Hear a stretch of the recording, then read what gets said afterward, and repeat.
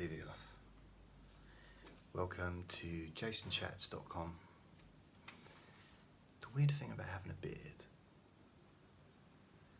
apart from looking, well, like I live on a street, is the grey bits.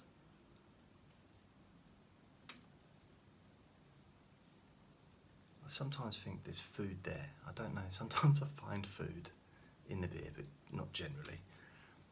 But if I eat out, I don't think I'm necessarily a messy eater, but it gets stuck, and I just get very self-conscious about it. And you might not have known, if anyone here that's watching this has watched previous videos of mine going back to 2006, I didn't have that. I didn't have grey there. I'm going a little bit thin on top, but not, I don't know if you can see. It's a little bit thin there. But this was ginger. That was ginger. So the bits that have gone grey were originally ginger. And I've got ginger pubes. I don't know what I'm telling you that. Wait a minute, let's just check. Yeah, they're kind of ginger.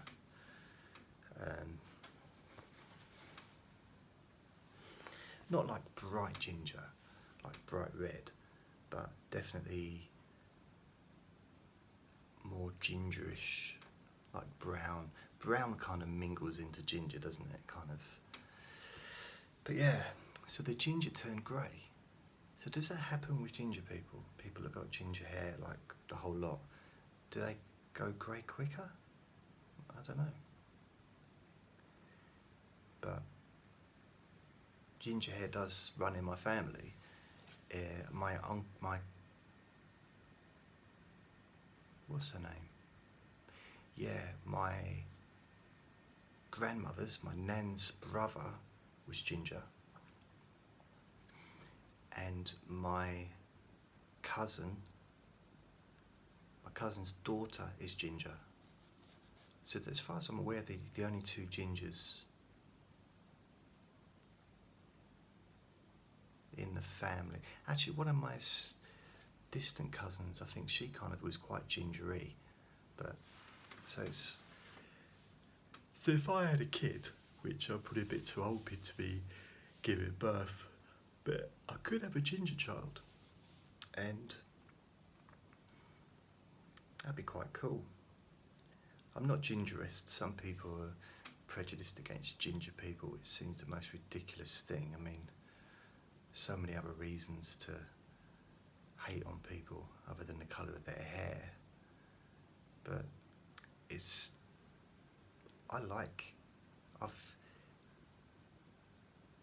ever since I was at school, I was attracted to ginger girls with red hair, but natural ginger girls, yeah, I don't know why. I used to date a girl at school on and off for a few years. Kind of dated, I don't know, messed around with, was friends with her, kind of thing, and played around with each other. But I liked her, and sometimes by the way, this is my vlog. I'm Jason. Hi. This is how boring I am. I actually sometimes, usually when I'm in bed, I make a list of things. It might be, I try and keep a list of how many jobs I've had, which is a lot. How many full-time jobs, how many part-time jobs I've had, a lot. How many times I've been unemployed, a lot. At different times. How many times I've had depression and gone to the doctors with depression and been given antidepressants, a lot. how many nurses I've dated. Quite a few. How many ginger girls or ginger women I've dated. Quite a few. It's weird, isn't it? I like to, something about making lists. Sometimes I do it on paper, you know, but generally it's in my head, and I just make a list of all the different things. Like, I think categorize it. Maybe it's, I'm trying to get my memory in some kind of order, because my memory is not connected with emotion, if that makes any sense. I don't have like really emotional ties to any wedding I've been to, any date I've ever been on, any family gathering. I have like faint memories of them, and it's very kind of factual. Well, this happened September 1989. It was my grandparents' 50th wedding anniversary. But I don't have like an emotional connection, apart from maybe my nan's funeral.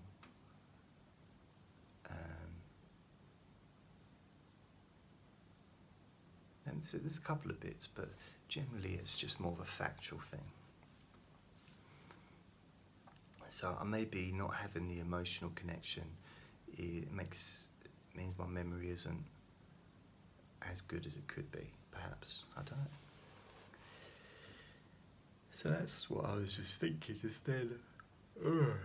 It's 1:30 in the morning, and it's actually Friday morning, but this is my Thursday vlog, bipolar, JasonChats BIPOLAR vlog.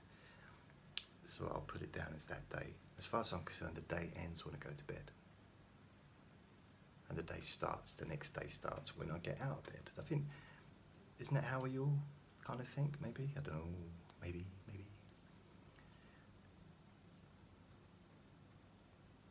Last night,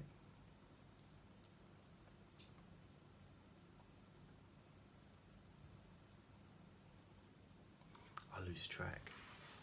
Earlier today, I woke up again and I couldn't be bothered. Just had a real lack of interest. And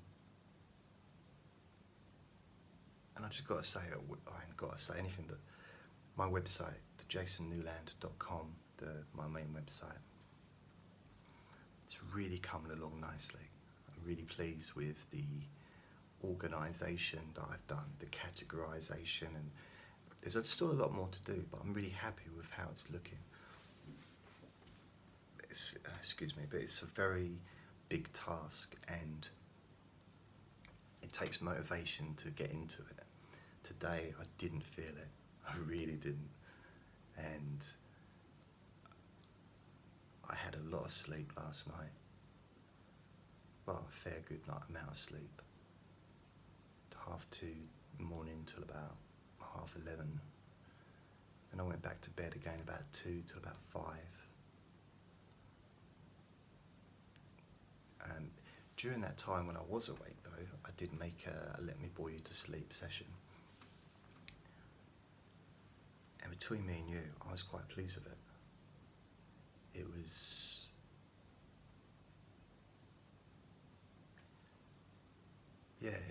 it could have been a standard sleep session, you know, an actual more hypnotic-y kind of thing.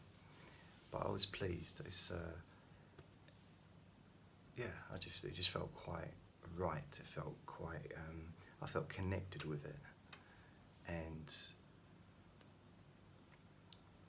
you know what, I think there's a potential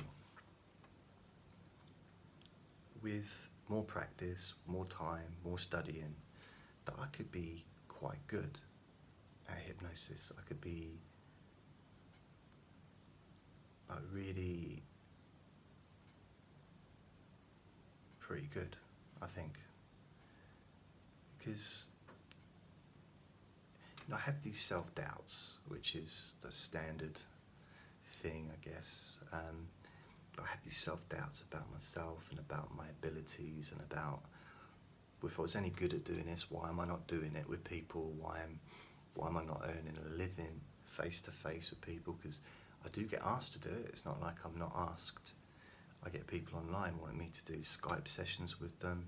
I've got people that I meet, friends of friends that want me to do hypnosis with them. I've got people from the past contacting me, asking me to do stuff, hypnosis with them. And I always say no. And it's not because I'm being rude or anything like that. I don't really feel confident in a way, even though I know that technically it's much easier in person than it is doing a session for everyone to listen to or watch, because it has to be really vague. With a person in front of me, I can find out beforehand what they need and what will maybe work, and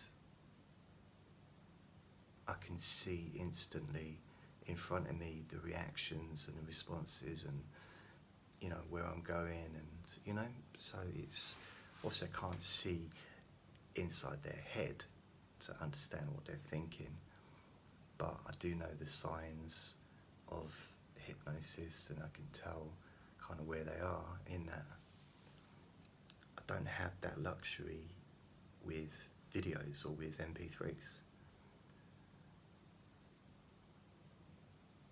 But the thing that kind of puts me off, one of the things that puts me off, a few things. One is the bipolar issue, as far as I don't know how I'm going to feel tomorrow or the day after or next Wednesday, next Friday, in order for me to book clients up. So I'm fairly sure that if I did it and it was successful and I felt comfortable and I was happy, I would have an endless supply of clients coming to see me wherever I was. I'm sure that would happen.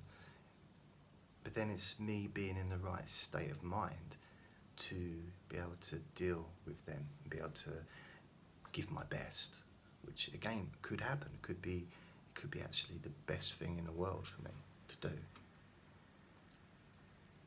So that's one issue that kind of stops me, is just, I guess, just faith in myself or self-belief or whatever. The other thing is I prefer the idea of helping lots of people all at the same time. If I just see one person one-on-one, the most amount of people I could ever help in 1 week, well, technically would be, if I saw 5 people a day, 25 people a week, if I had a weekend off, or if I had 2 days off. I realised that actually there's the roll-on effect, so I might help one person, but that could improve the life of another 6 people. So if there's say a parent comes to me and they've got an issue with anger, for an example, I help him or her with that issue over a few sessions maybe. That then changes the life of the person's husband or wife, the children maybe, their parents, friends, family, and then the children's life is changed. Then they go to school and it could change the life of their friends. And cause there's a roll-on effect which could transform. I like the idea of going right the way through, going further and further to the point where that child the child of the parent that's no longer angry or takes the anger out on the child anymore, means that the child is no longer angry and they go on to fulfill their potential and maybe find a cure for cancer or Alzheimer's or dementia or Parkinson's or something like major. They do a major thing.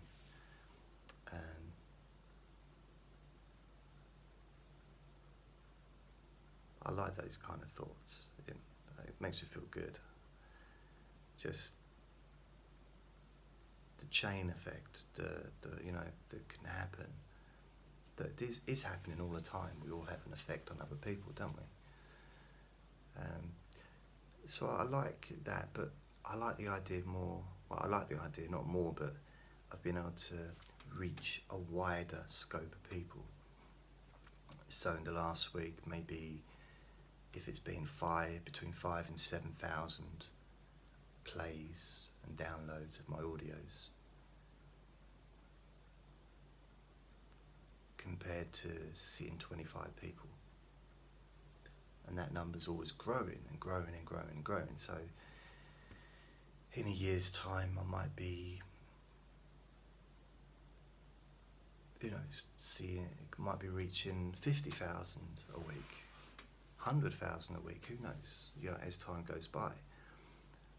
I'm never going to be able to reach that many people one-on-one. And the other thing that kind of perhaps would stop me, or that's sort of getting in the way, is my style, for want of a better word, my style, my way of doing things is a bit rambly. It's not as obvious as maybe it could be. I like to just take my time. In some ways I prefer if I had a client, they sat there for 2 hours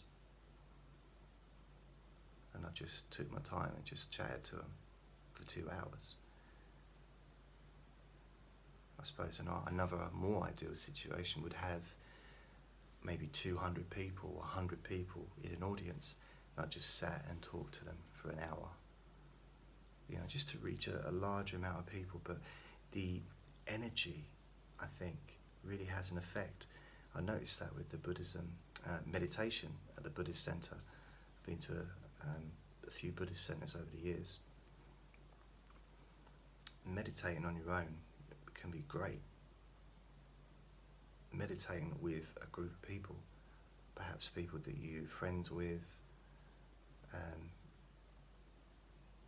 can be really amazing. I'm someone that doesn't really like being around people, generally, especially people I don't know. But being in a room, I'd rather be in a room with 40 people that I don't know, sitting with my eyes closed, not having to talk to them, rather than be standing in a room with 40 people with the expectation of some kind of communication. So yeah, but the energy that seems to come from the collective is, I'm not sure how scientific it is, when we are just energy and we do connect with each other and we affect each other. But it seems to work. It seems to really have an actual effect, positive, therapeutic effect. So yeah, that's me today. I did my audio recording, uploaded it to SoundCloud, uploaded it to Podomatic, uploaded it to Podbean channel. The main podcast is the Podbean one for the Let Me Bore You to Sleep. So it's available on iTunes and various other podcasts. And I've converted it into a video, so it's on YouTube as well, on Jason Newland's Sleep Hypnosis. And that's cool, going good as well, because it's I've got No, it's not like a huge amount, but I've got 19 subscribers on there, and I'm pleased with how it's going. It's slow, but it's steady. I'm getting subscribers on my website as well, which is I'm quite pleased about. Again, it's slow, but it's steady. Every day I'm getting some, maybe one even, but sometimes two, sometimes three subscribers. And those that do subscribe, they receive a notification email every time I upload or release a new session on my website. So any hypnosis session, audio, MP3, I put onto my section, which is latest on the website. I don't put the JasonChats vlogs on there because it'd be too much of a bombardment, you know. So I mention these every night as well. I'm sure if people want to watch these, they'll just come to the YouTube channel, or they'll go to the Vimeo channel, or go to the JasonChats.com blog website. But yeah, I'm quite pleased with the website, how it's going. I'm really, so I'll look at it now. I should try and show you it. I don't know if this is going to work.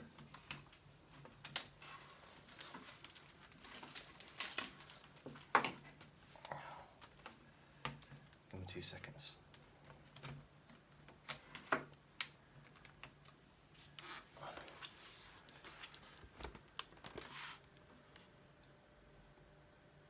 So that's the, if you can see, that's me making it. That's not the actual website itself, but it's the portal that I'm building on. So there's, I'm getting through to the podcasts and trying to organise them. So each podcast, I think I've got 13 now. So that's the first podcast, Jason Newland's Free Hypnosis Service, and underneath I've got 13 different podcast hosts. You can click on each one to go to the page. So some people may use Spreaker or Blueberry or Stitcher or Streaker or Podbean. That might be their main place that they listen to podcasts. So I just give everyone the option to go to wherever they naturally go, rather than have to go to iTunes, which might not be their favourite place. If it is, you can go there as well. And it's taken ages, it's taken hours just to do that one little page there.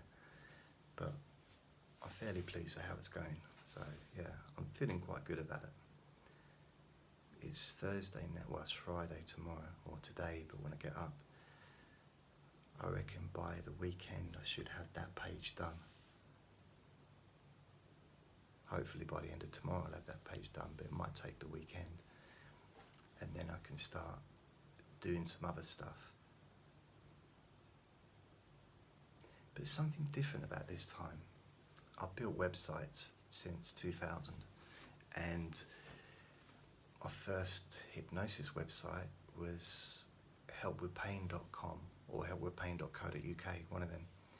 And I had that in 2004, I think. I had another website called freepainrelief.co.uk, which I used in 2006 for my free hypnosis service that I used to have in my local area. And I've had lots of different, I had one called Tidy Search. I've had lots of different websites. And I've also done a jasonnewland.com over and over again, deleted it, built it, updated it, rebuilt it, kind of refurbished it. But for some reason this time it seems like it's, I don't want to use the word permanent, because permanent doesn't really exist, does it? But it's like whatever I do now I'm building upon. I'm not going to be deleting anything. It's all going to be building upon it. Something, it feels quite nice. So yeah. So today, as I said earlier, I had no interest in doing anything. I did the Let Me Bore You to Sleep session, and then I ended up going to sleep again. Woke up, was hungry, so I had time to eat. I then went back to bed.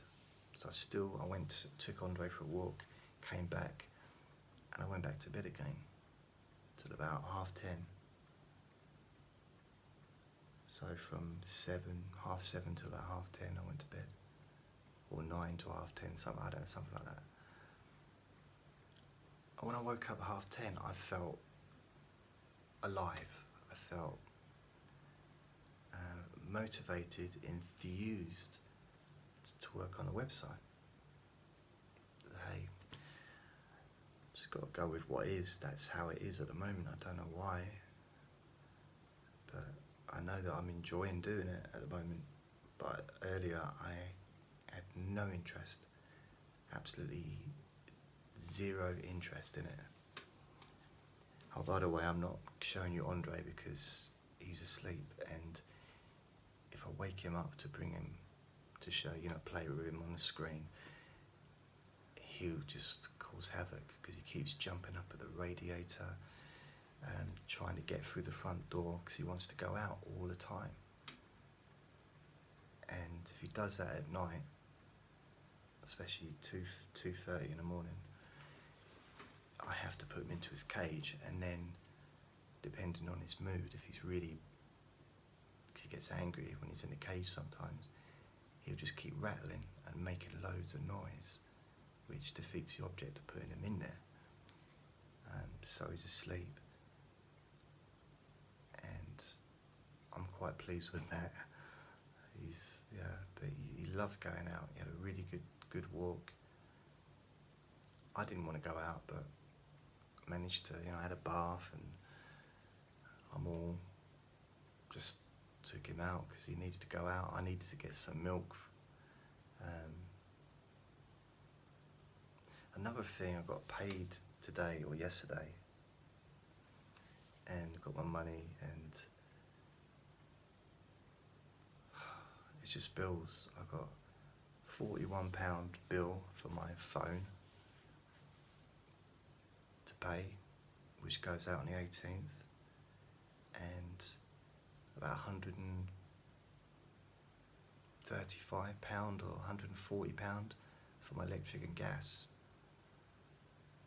which means all the money's gone. It's just gone, everything. So I can't pay the bills because then it leaves me no money to buy food, no money for any other direct debits. It's a bit of a weird one. I'm pleased with having all the different tools and the different podcasts that I'm paying for, but I know I keep going on about it, but it's really starting to hit home a little bit. I might have to make cuts. I could just go back to basic one podcast and get rid of all the other stuff. One website, one podcast. I'd feel really sad though, I would. Oh man, after all the work I've done, I would feel sad if I did that. But I might have to. I'm going to try and see how I get on. I get paid next week, and then I have to go 2 weeks without any money. So I'm not going to spend any money other than a little bit on food tomorrow maybe. And then next week when I get paid, I'm going to have to pay the electric and gas and just see how much money I've got to get me through. Yay!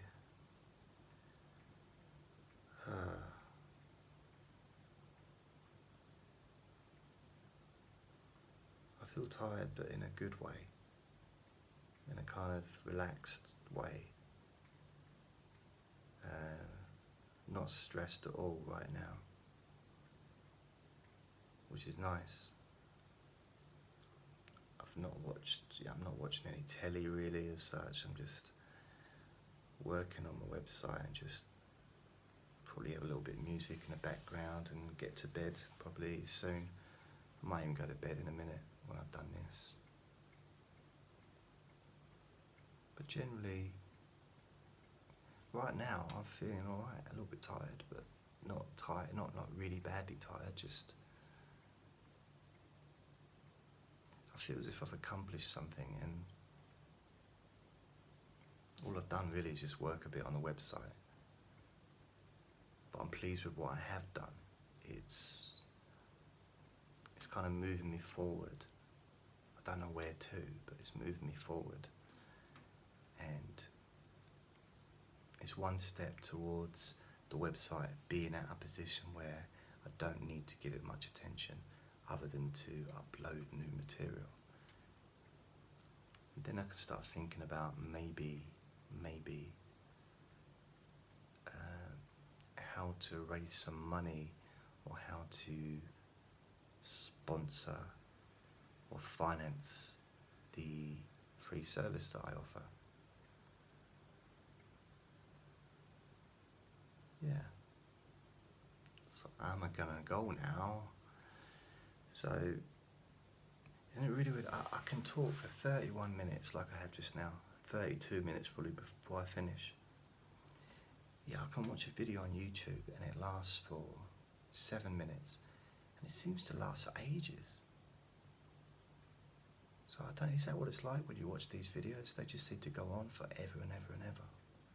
If that's the case, then sorry about that. But then you wouldn't be watching this unless you watch my stuff before. It might be the first time. You might be thinking, well, when are you going to talk about bipolar? That's the thing, I'm talking about my life. My bipolar life. You know, that's the thing that gets missed, I think, sometimes. Having bipolar isn't all about,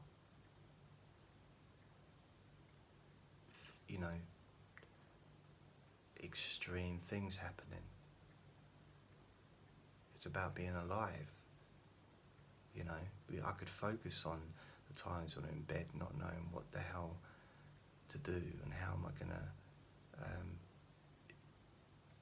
to have no motivation and to have that emotional pain, or to have that numbness and not know, not being able to,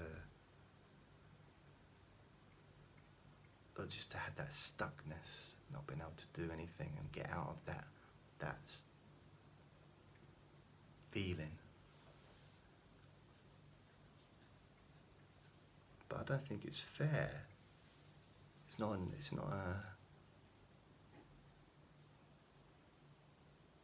the full picture, is it? What about when things, I can talk about when things are going brilliant and I'm feeling great and I'm on top of the world and I want to fly to the moon. I could talk about that stuff when I think that, but delusional maybe, when I feel that I'm gonna tour the world and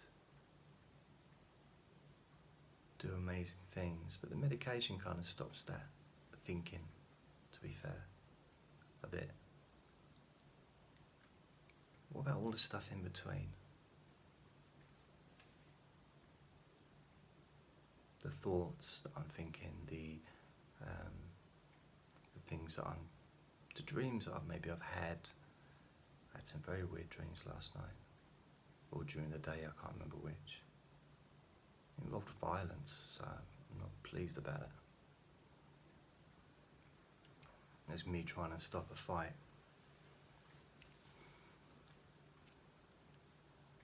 But there's more to someone than, people are not just the illness that they have.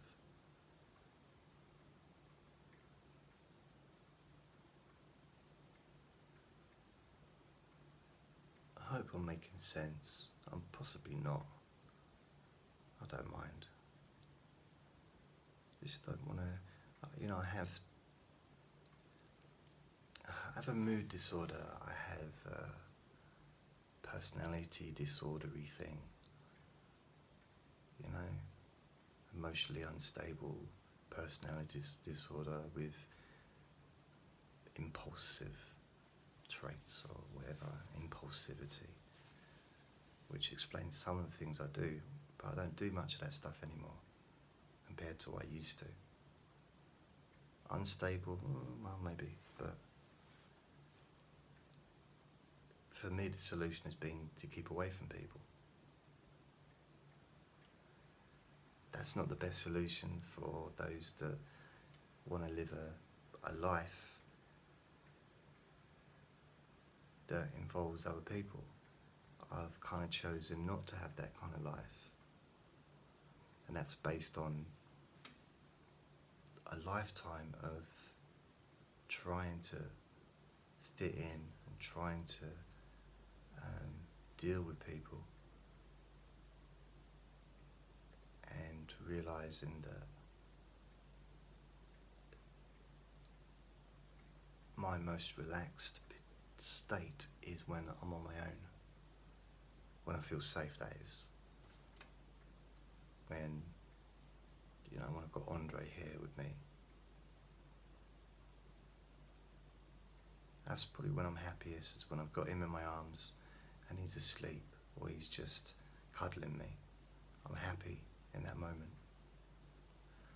And things that make me happy, I'm happy when I wake up and I see that I've had a big spike in the stats. A lot of people, for some reason, have downloaded my audios. That's nice. You don't want to go on SoundCloud and instead of an average day of maybe 400 or 500, I might have 800 in the last 24 hours. Or Podomatic, I might have a couple of hundred downloads that day instead of maybe, you know, it's just gone up. That's nice to see that. It's nice to have that spike of interest, and it triggers an inner feeling of pleasure for me, like contentment, accomplishment, self-appreciation probably. It's the little things that excite me.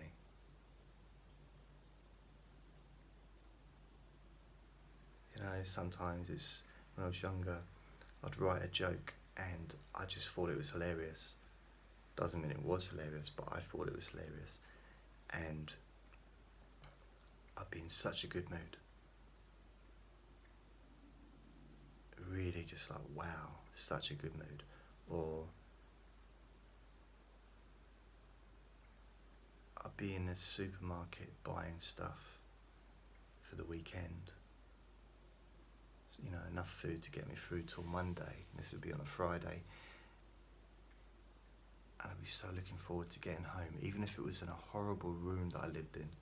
Just the idea of being able to close that door and not see another person, not speak to another person for 2 whole days. It was bliss. It just felt so nice.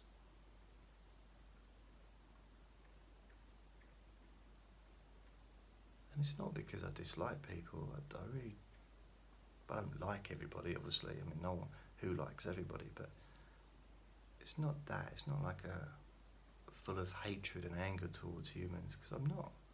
I don't feel that. Well, sometimes, but generally not. It's usually individuals. I try not to generalize. I think if you're going to be angry towards somebody, be angry towards that person. You know, be aware of who you're angry at, rather than taking it out on the wrong people.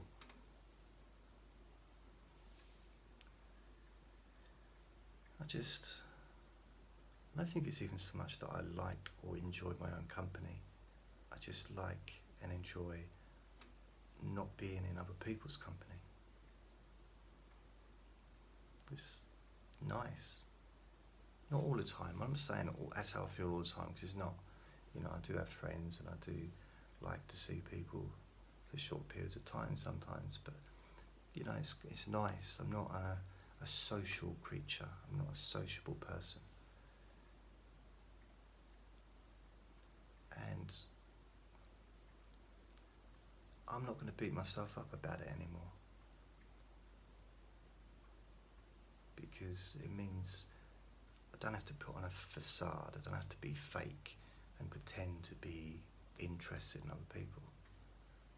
And again, it's not that I don't care, it's just I'm not interested. And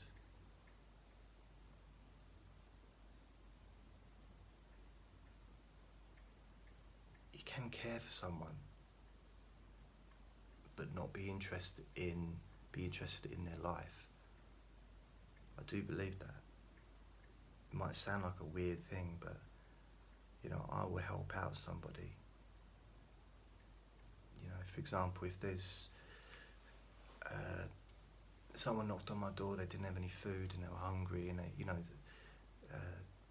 say they lived across the road. Might not have known them, but I know them from walking the dog or something, and they say, "Oh, I've got absolutely no food at all. It's snowing, and we can't get out to the shops." And maybe they're elderly, in their 90s or 80s and stuff, and I'll help them out and I'll give them food, tea bags, not tea bags to eat. I mean, I'll give them food plus, you know, something to drink, tea bags and stuff, and so I'll care about their well-being, but I won't be interested in their life. And I can't fake interest. What's the point in faking it? Plus, nobody's interested in my life. You know, as far as friends go, nobody is interested in the hypnosis stuff I do, the online stuff I do. It's the most important thing in my life, other than Andre.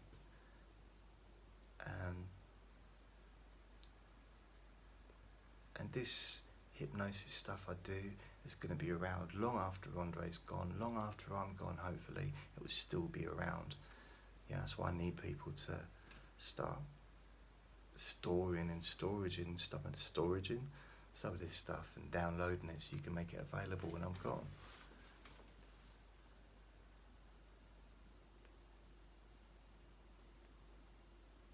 But nobody is interested. No family, no friends, nobody. Genuinely hardly, you know, I've just got one friend that was interested to a degree of, like, she used to help promote the hypnosis side of things and get her friends to come and see me, and yeah, she was interested in helping me, but she's not interested in hypnosis. But nobody's interested in this free hypnosis service. Not one person that I know. That's quite sad, isn't it? Something I devote my life to.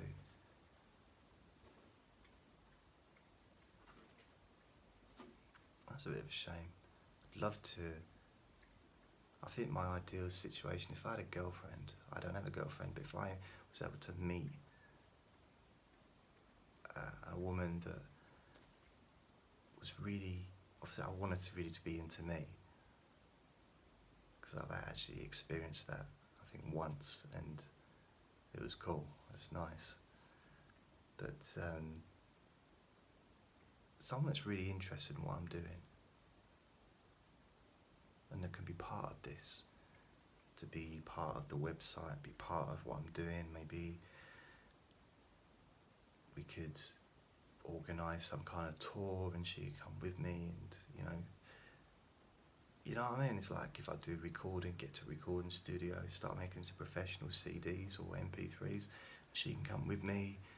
Maybe she can, if she's a musician or something, she can make some music for the background sound for some sessions. You know, I'd love to have someone who is interested in what I do and to be part of this, because this is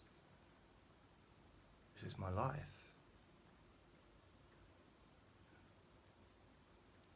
I hope one day I do meet someone like that. It'd be so cool to share. It's not about just sharing my life, it's sharing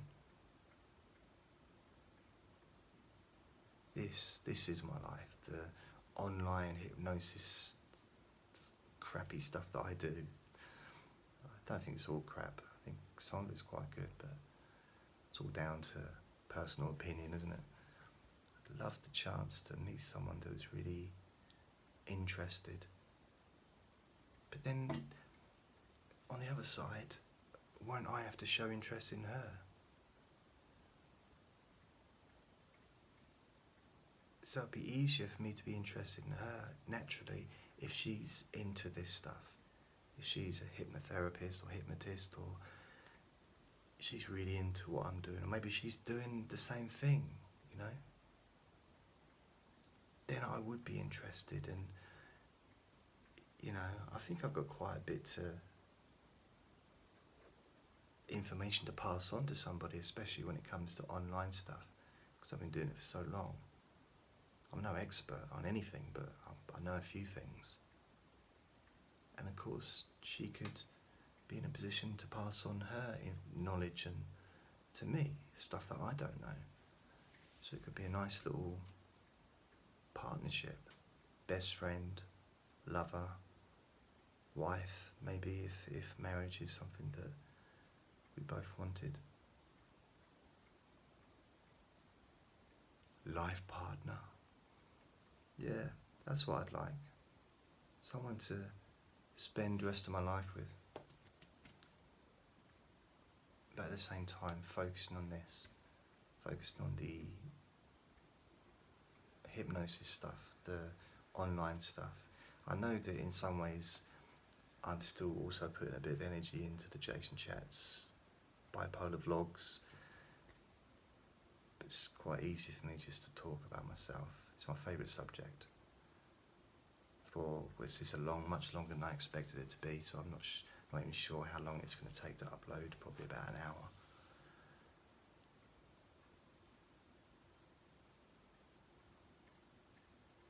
You know, I like the idea maybe being a bipolar advocate, or an advocate for mental health issues.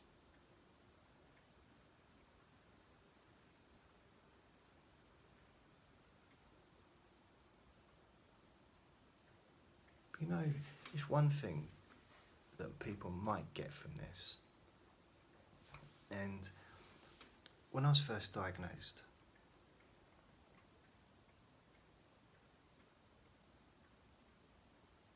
I went online, I went on YouTube, I started watching vlogs, bipolar vlogs. I started watching videos about bipolar, like educational ones, you know. Then I started watching vlogs. People would do like a bipolar diary and talking about their experiences and stuff.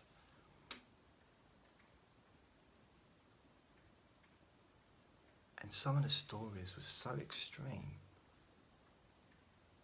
that I kind of doubted myself. Like, well, I'm not doing that. Then how can I be bipolar if I'm not doing some of those really massively extreme things?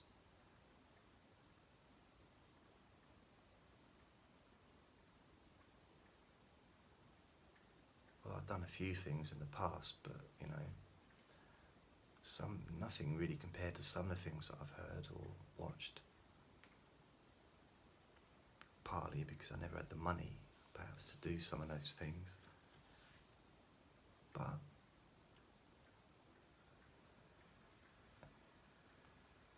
I've never killed myself.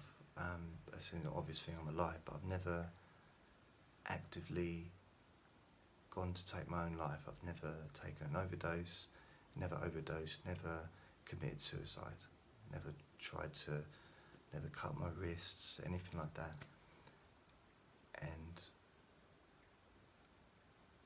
again, I was watching videos and I was thinking, well, shouldn't I have been doing that? Not shouldn't I do it, but how can I be bipolar if I haven't experienced that? I have been suicidal, but I've not actually gone through with it.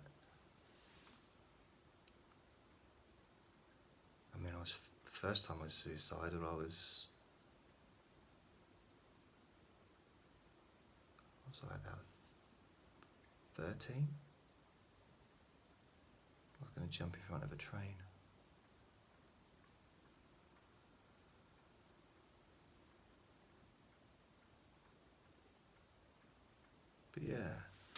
So what someone might get out of these videos is realizing by watching these that actually it's okay to be you and to still function. So I think that's with mental illness. I think there's this idea that's it's like continuous non-function, continuous chaos the whole time. And I realise there are some people that do have that. Some people do live in a chaotic lifestyle, and like everything's chaos. It always seems chaotic the whole time. But I would suggest that most people don't have that. They don't live in chaotic life the whole time.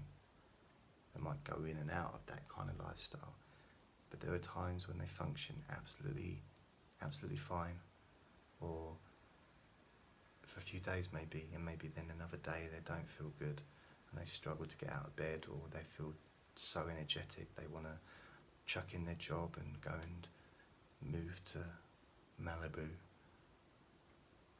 with £10 in their pocket, that kind of, it could be anything.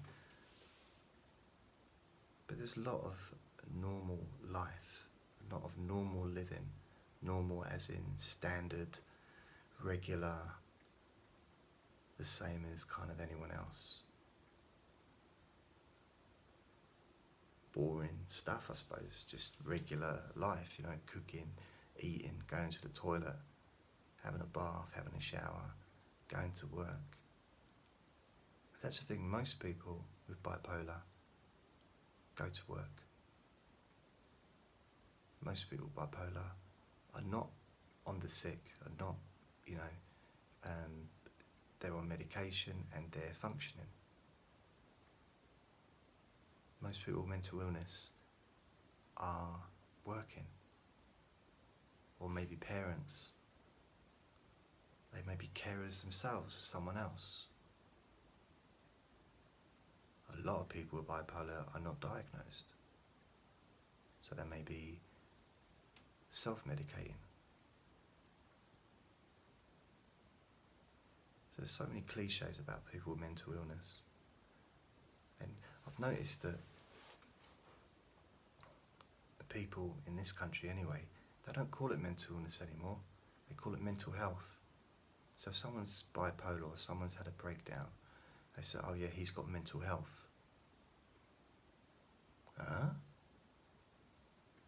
Mental health means you're well. Someone has a schizophrenic breakdown, a psychosis.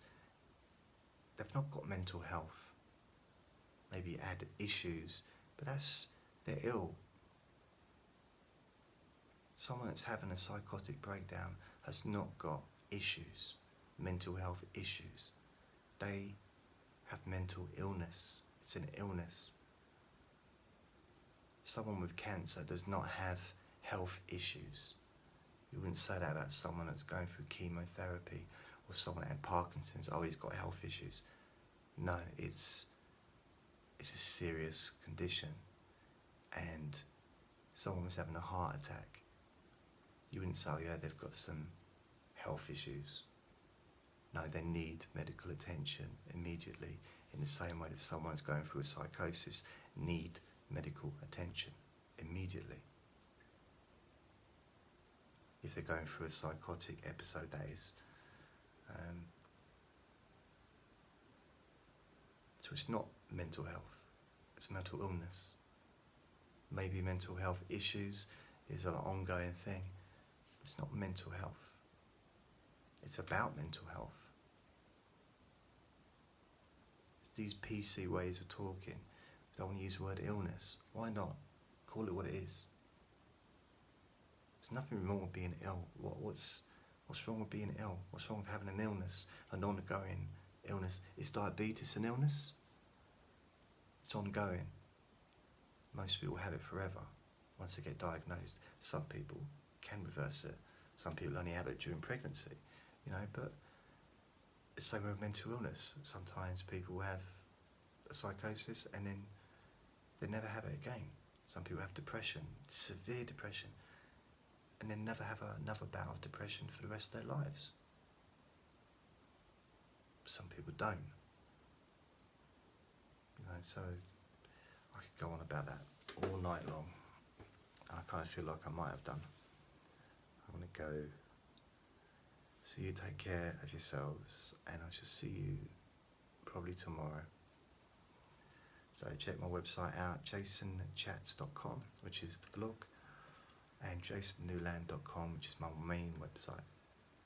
Or just put in JasonChats Bipolar Vlog, and you can search for YouTube channel, the YouTube channel there. I'm also on Vimeo as well. Just put my name in for Vimeo, Jason Newland, and you'll find every single video that I've got available. There's quite a few. Right, see you later.